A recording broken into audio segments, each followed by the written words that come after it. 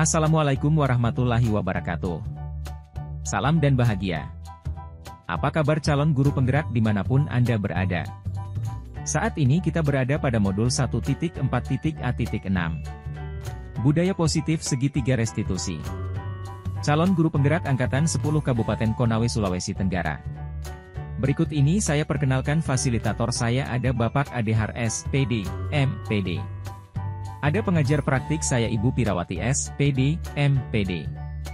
Dan saya sendiri Arham Amiruddin S. PD, GR calon guru penggerak Angkatan 10 Kabupaten. Kali ini akan dibahas segitiga restitusi sebagaimana diterangkan oleh Dr. Jane Nelson, seorang pakar disiplin positif, mengatakan bahwa segitiga restitusi adalah cara yang konstruktif untuk membantu anak-anak belajar dari kesalahan mereka dan menjadi individu yang bertanggung jawab. Restitusi bukan untuk menebus kesalahan. Restitusi adalah sebuah tawaran dan bukan paksaan yang fokus pada solusi dan dapat mengembalikan murid yang berbuat salah pada kelompoknya. Segitiga restitusi terdiri dari validasi tindakan yang salah. Dengan pernyataan kamu tentu punya alasan mengapa melakukan itu, adakah cara yang lebih efektif untuk mendapatkan apa yang kamu butuhkan? Menanyakan keyakinan dengan pernyataan keyakinan kelas apa yang telah kita sepakati, kamu ingin menjadi orang yang seperti apa? Menstabilkan identitas dengan pernyataan, setiap orang pasti pernah melakukan kesalahan, kamu bukan satu-satunya yang pernah melakukan ini. Adapun penjelasan tentang segitiga restitusi di mana menstabilkan identitas adalah dengan melihat diri mereka sebagai individu yang baik dan berharga serta fokus pada perilaku, bukan pada karakter murid. Kemudian memvalidasi tindakan yang salah adalah dengan mengakui bahwa murid telah berbuat kesalahan dan mendengarkan penuh perhatian saat murid menjelaskan tindakan mereka. Lalu menanyakan keyakinan adalah untuk memahami apa yang mendasari tindakan mereka dengan menggunakan pertanyaan terbuka mendorong praktik penerapan segitiga restitusi. Berikut ada dua skenario kasus permasalahan. Skenario kasus pertama. Siswa terlambat masuk ke kelas. Skenario kasus kedua. Siswa saling ejek dikarenakan salah satu di antaranya tidak mengerjakan tugas. Penerapan segitiga restitusi contoh pada kasus 1. Pada hari Selasa ini jam pertama Alwi terlambat masuk ke kelas untuk belajar, lalu dia mengendap-endap untuk bisa langsung duduk di bangkunya, namun ketahuan Pak Guru. Ia nampak cemas dan ketakutan jika akan dimarahi karena keterlambatannya. Alwi, kok hari ini kamu terlambat? Saya mohon maaf Pak, saya terlambat karena saya terlambat bangun karena semalam ada acara keluarga jadi saya terlambat bangun. Itu acara keluarganya berapa hari? 2 hari Pak. Oh iya, jadi kasus Alwi terlambat itu teman-temanmu biasa melakukan kesalahan yang sama. Jadi seperti kemarin itu ada temanmu terlambat dikarenakan dia terlambat bangun, dia karena bermain game ya. Jadi ke depan Alwi jangan terlambat lagi karena kamu sudah ketinggalan beberapa pelajaran ya. Ya Pak, Oke. Jadi alasan yang pasti kamu terlambat adalah acara keluarga cara keluarga, di mana apa peran kamu di situ? di rumah bantu-bantu Pak. Bantu ya. Jadi keterlambatan kamu ini adalah melanggar keyakinan kelas. Keyakinan kelas itu adalah peraturan sekolah yang mana itu siswa tidak boleh melanggar. Ya, keyakinan kelas yang kamu langgar adalah Tidak disiplin. tidak disiplin. Betul ya, disiplin waktu, di mana kalau mengenai waktu kita tidak boleh terlambat Alwi ya. Pak, Nah, disiplin waktu itu penting. Kira-kira ke depannya supaya tidak terlambat apa yang akan dilakukan oleh Alwi? saya akan bangun pagi dan memasang alarm. Ya, seperti itu umumnya ya. Datang 7.15, kita kemudian apel, kemudian ikut masuk di dalam kelas ya. Lain kali jangan terlambat ya lagi Alwi. Pak, Ya, oke, terima kasih Alwi. sama-sama Pak. Penerapan segitiga restitusi contoh pada kasus 2. Saat jam istirahat, tiba-tiba Putra berlari sambil ngos-ngosan menuju ruang guru. Sontak beberapa guru kaget melihat Putra berlari. Setelah bercerita ternyata dia dikejar oleh rival dari kantin sekolah karena mengejek rival yang hanya tahu menyontek dan malas kerjakan tugas. Putra, kenapa kamu bermasalah dengan rival? Jadi kejar-kejar sama rival. Rival, kenapa kau kejar-kejar dia, rival? Ya, ejek saya Pak. Betul begitu, kamu Iya. ejek. Apa yang kamu ejek dia?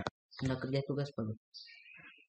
Ya, jadi kesalahan Putra terhadap rival itu semua orang biasa melakukan kesalahan itu.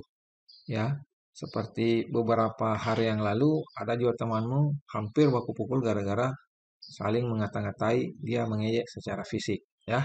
Tapi itu tidak boleh. Nah, dalam hal ini kamu melakukan kesalahan mengejek rival. Alasannya apa? Nah, kerja tugas Pak Guru. Terus kalau tidak kerja tugas rivalnya, kamu ejek dia gitu. Iya. Gitu. Benar rival kalau tidak kerja tugas. Iya Pak. Iya, hanya kamu mungkin menyontek sehingga mungkin putra tidak senang gitu. Iya Ya, Pak. ya. Jadi dalam hal kerja tugas itu adalah kewajiban karena tugas dari guru. Dalam hal mengerjakan tugas, semua siswa wajib mengerjakan tugas. Rival juga harus kerja tugas. Jangan Iya, Pak. menyontek punya putra. Mungkin putra tidak senang gara-gara dinyontek sehingga dia mengejek kamu. Dan kamu cepat tersinggung. Nah, kamu tidak boleh cepat tersinggung karena itu adalah tugas kamu dan harus kamu kerja sendiri. Putra juga jangan suka mengejek temanmu ya, karena mengejek itu kurang baik. Iya. Ya, nah, jadi alasannya kamu dikejar karena kamu mau mungkin dipukul ya gitu. Iya. Nah, dan mungkin rival memukul alasannya suka diejek ya. Jadi ke depan baik putra maupun rival jangan lagi ada berselisih paham. Kalian damai ya. Iya. Damai dulu, damai dulu. Oke, ya. Jadi ada keyakinan kelas yang dilanggar oleh kalian berdua. Yang pertama, putra itu mengejek rival. Oke, keyakinan kelas apa yang kamu langgar sehingga saya panggil kamu? Keyakinan mengejek Pak Guru. Keyakinan kelas tidak boleh mengejek ya. Kenapa tidak boleh mengejek satu sama lain? Nanti saling baku pukul Pak Guru. Iya, jadi korbannya bisa kamu ya. Iya.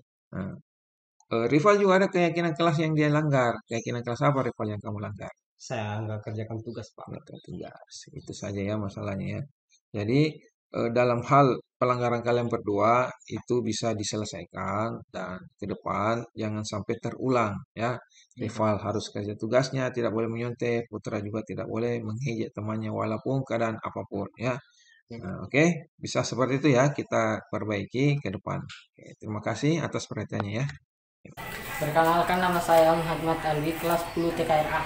Saya berterima kasih kepada guru BK karena sudah mengingatkan saya agar tidak terlambat lagi. Saya berterima kasih kepada guru yang telah menasihati saya agar tidak terlambat lagi. Semoga kedepannya saya tidak akan terlambat lagi. Oke, ya saya. Perkenalkan, nama saya Rival dari kelas 10 TKRA. Saya berterima kasih dan Pak Guru atas bimbingannya karena saya tidak mengerjakan tugas, dan saya berterima kasih atas nasihatnya karena tadi saya berniat memukul teman saya dikarenakan dia mengejek saya. Saya tidak akan mengulanginya lagi. Saya akan mengerjakan tugas sesuai yang diberikan oleh guru, dan saya tidak akan terpengaruh oleh ejekan teman saya. Dan saya akan melaporkan kejadian jika ada orang yang mengejek saya. Saya berterima kasih atas bimbingan Pak Guru. Kesimpulan. Dalam konteks pendidikan, guru tidak hanya berperan sebagai pengajar, tetapi juga sebagai manajer yang bertanggung jawab atas berbagai aspek dalam proses belajar mengajar. Peran ini menjadi semakin penting dalam era modern, di mana guru dituntut untuk menciptakan lingkungan belajar yang efektif dan berpusat pada peserta didik. Guru perlu memiliki berbagai keterampilan dan kemampuan, termasuk keterampilan manajemen, kepemimpinan, dan komunikasi. Terima kasih. Guru penggerak, tergerak, dan menggerakkan Indonesia maju. Salam dan bahagia.